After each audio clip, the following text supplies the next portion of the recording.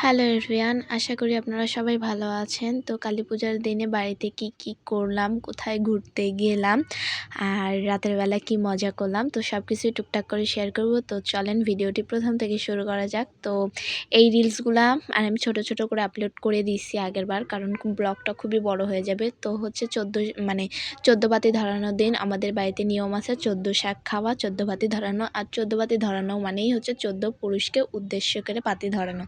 তো আমাদের বাড়িতে ধরিয়েছি, তারপরে আমাদের নতুন বাড়িতে গিয়েছিলাম, সেখানেও ধরায় এসেছি। তো এইভাবে আমাদের 14 প্রদীপের দিন আমরা টুকটাক করে প্রদীপ ধরাইছি আর টুকটাক করে মজা করছিলাম। তারপরে হাজার বাতি মানে পরের দিন, যেই দিন কালী পূজা ছিল, সেই দিন হচ্ছে আমাদের বাড়িতে সোমবার ছিল, এই জন্য সোমবারে নিরামিষ ছিল, ফুলকপির তরকারি ছিল, সবজি ভাজা ছিল, আর একটা চটচটি টাইপের মতো ছিল, সবগুলো মিক্সড করে। তারপর বাবা প্রদীপ এনেছে, সেই প্রদীপগুলা ধুয়ে এখন হচ্ছে সব কিছু ঠিকঠাক করব। এখন হচ্ছে ওই বাড়িতে নিয়ে যাব, কারণ আমাদের নতুন বাড়িতে হচ্ছে প্রদীপ জ্বালানো আছে। আমি টুকটাক করে রেডি হয়ে নিলাম, যেহেতু আমাবস্যা, চুল ছাড়া যাবে না, তো মা খোপা করে দিছে। তো এখন আমি বাবাকে সাথে নিয়ে এখন ওই বাড়িতে যাব। ওই বাড়ি চলেও আসছি, আসার পরে হচ্ছে এখন হচ্ছে প্রদীপগুলোকে মানে বাবা তেল দিয়ে দিচ্ছে। আমি সলতাবাতির সব ঠিক করে দিয়েছি, বাবা তেল দিয়ে নিল। সিঁড়ির উপরে যেগুলো রেলিং থাকে, তো রেলিংয়ের কাজ এখনও করা হয়নি, সেই রেলিংগুলোতে প্রদীপ টুকটাক করে জ্বলায় দিলাম। সন্ধ্যাবাতির সময় হচ্ছে মানে যে মেন তুলসীতলা, সেখানেও দিয়ে দিলাম। তো দারুণ লাগতেছে, আরও কয়েকটা প্রদীপ নিয়ে গেলে ভালো হইতো।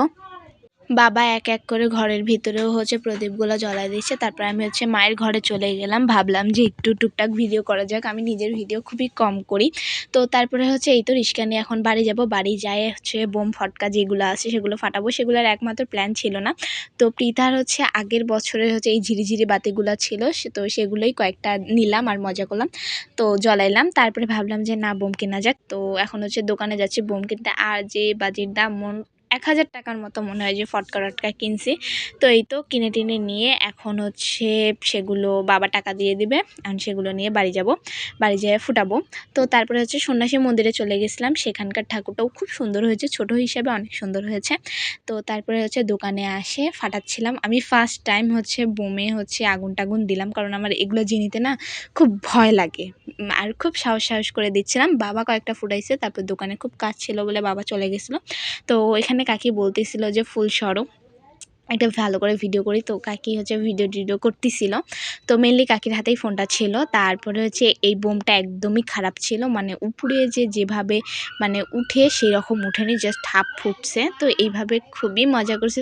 কে তোমরা কালী পুজোর সময় মজা করছো অবশ্যই কমেন্ট করে বলবা।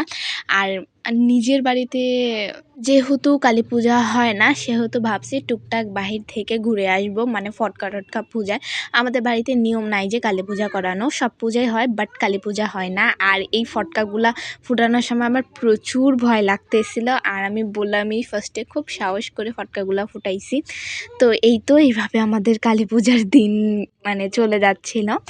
আর এইটা ভিডিও কবে আপলোড করব যায় না, তো ভয়েস দিয়ে রাখতেছি, যে কোনো একটা সময় আপলোড করে নেব। আর প্রচুর ফটকা কিনছি, আর সেগুলো হচ্ছে দোকানেই রেখে দিয়েছিলাম। তো এই ফটকাটা হচ্ছে এখন বাবা ফুটাবে, তো এই ফটকাটার ভিডিও আমি করছিলাম, আর খুব ভালো লাগতেছিল।